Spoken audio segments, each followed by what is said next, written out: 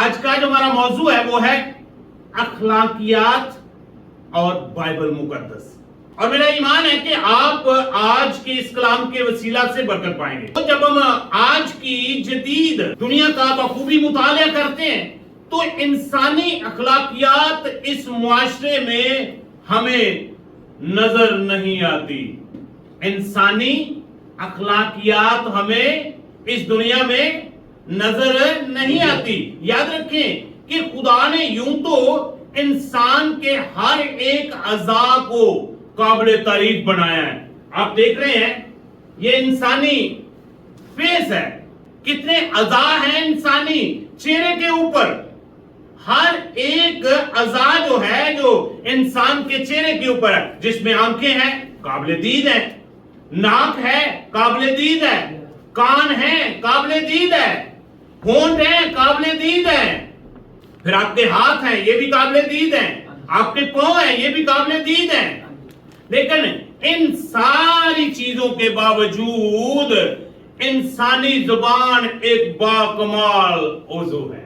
انسان کے تمام اعضاء کے اندر انسانی زبان جو ہے یہ ایک باکمال عضو ہے۔ اس کو قابو رکھنا اور اس کا درست استعمال کرنا ہر فرد بشر کے لیے ایک بہت بڑا چیلنج ہے۔ بولنے کی صلاحیت بھی خدا کی طرف سے ایک قیمتی بخشش ہے۔ آپ نے معاشرے کے اندر دیکھا ہوگا بہت سارے لوگ بول نہیں سکتے، بہت سارے لوگ سن نہیں سکتے۔ خدا نے یہ صلاحیت جانوروں کو نہیں دی، چرند کو پرند کو نہیں دی۔ زبان تو ان کے منہ کے اندر بھی ہے مگر ان کو بولنے کی صلاحیت نہیں ملی۔ اس صلاحیت کی بدولت ہم اپنے احساسات، اپنے خیالات کا اظہار کر سکتے ہیں۔ بائبل مقدس اس کے بارے میں کچھ یوں بیان کرتی ہے، اخلاقیات کا تعلق انسان کے بول چال کے ساتھ ہے اور بول چال کا تعلق انسانی زبان کے ساتھ ہے۔ بائبل مقدس اخلاقیات کے بارے میں ہماری رہنمائی کرتی ہے۔ تیری باتیں مختصر، 22 کی کتاب اور اس کا 5واں باب اور اس کی دوسری ہے، بولنے میں جلد بازی نہ کر اور تیرا دل جلد بازی سے خدا کے حضور کچھ نہ کہے، کیونکہ خدا آسمان پر ہے اور تو زمین پر، اس لیے تیری باتیں مختصر ہوں۔ میرے عزیزو، اس کا مطلب یہ ہوا کہ اگر ہم بولنے میں احتیاط کر لیں، اگر ہم مختصر بولنا شروع کر دیں تو ہم اپنے خاندان کے اندر بہت سارے مسائل کے اوپر قابو پا سکتے ہیں۔ ہم معاشرے کے اندر بہت سارے لڑائی اور جھگڑوں سے پاک صاف زندگی گزار سکتے ہیں۔ 90% معاشرے کے اندر لڑائیاں اس بول چال کی وجہ سے ہوتی ہیں۔ 90% خاندانوں کے اندر لڑائی جھگڑے بول چال کی وجہ سے ہوتے ہیں۔ 90% شوہر اور بیوی کے درمیان لڑائی جھگڑا بول چال کی وجہ سے ہوتے ہیں۔ 90% بھائی بھائیوں کے اندر اختلافات بول چال کی وجہ سے ہوتے ہیں۔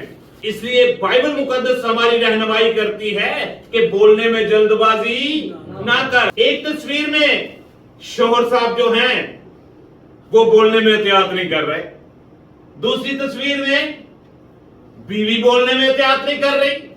اگر شوہر اور بیوی، عورت اور مرد بولنے میں احتیاط کریں تو کیا خیال ہے، گھر کے اندر تو لڑائی ہو ہی نہیں سکتی، بلکہ گھر ایک جنت کا سما پیدا کرے گا۔ اور اسی کو معاشرے کے اندر اخلاقیات کہا جاتا ہے۔ اخلاق سے پیش آنا، اخلاق سے گفتگو کرنا، اخلاق کے ساتھ بات چیت کرنا۔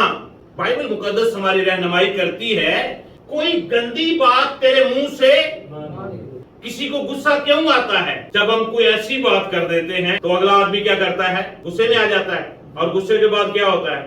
پھر لڑائی اور جھگڑا۔ افسیوں کے نام پولس رسول کا خط ہے، اس کا 4واں باب اور اس کی 29ویں آیت، کوئی گندی بات تمہارے منہ سے نہ نکلے بلکہ وہی جو ضرورت کے موافق ترقی کے لیے اچھی ہو، تاکہ اس سے سننے والوں پر فضل ہو۔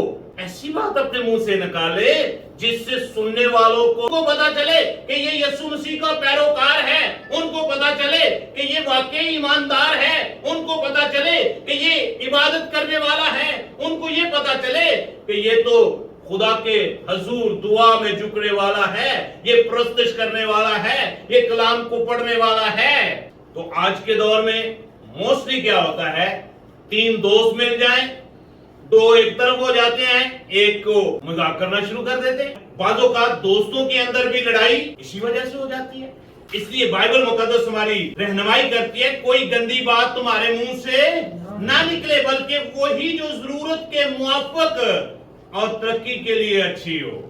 تیسری بات، بدی کے عوض بدی، پہلا پطرس اس کا 3 باب اس کی نامی ہے، بدی کے عوض بدی نہ کرو، گالی کے بدلے گالی نہ دو، بلکہ اس کے برعکس برکت چاہو، کیونکہ تم برکت کے وارث ہونے کے لیے بلائے گئے ہو۔ سب کی عزت کرو، ہم نے ایک دوسرے کی رسپیکٹ کرنی ہے۔ شوہر اپنی بیوی کی رسپیکٹ کرے، بیوی اپنے شوہر کی رسپیکٹ کرے، بھائی اپنی بھائی کی رسپیکٹ کرے، بھائی اپنی بہن کی رسپیکٹ کرے، بہن اپنے بھائی کی رسپیکٹ کرے۔ اگر آپ کا چاچا ہے، آپ کا تایا ہے، تو آپ ان کی رسپیکٹ کریں۔ بعض اوقات ہم مذاق میں ایسی باتیں کر جاتے ہیں۔ بائبل مقدس ہمیں یہی تعلیم دیتی ہے، ہم سب کی عزت کریں۔ پہلا پطرس اس کا 2 باب اس کی 7ویں آیت، سب کی عزت کرو، برادرانہ محبت رکھو، خدا سے ڈرو، بادشاہ کی عزت کرو۔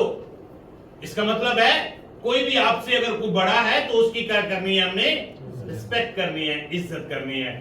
آپ چاہتے ہیں کہ آپ کی معاشرے کے اندر، آپ کے خاندان کے اندر خوشگوار لائف گزرے، تو آج میں آپ سب سے التماس کرنا چاہتا ہوں، کوئی گندی بات آپ کے منہ سے نہ نکلے، بلکہ آپ کی باتیں مختصر۔ جب آپ مختصر بولنا شروع کر دیں گے تو اس کے وسیلہ سے آپ کے گھر کے اندر رسپیکٹ ہوگی، آپ کی معاشرے کے اندر رسپیکٹ ہوگی۔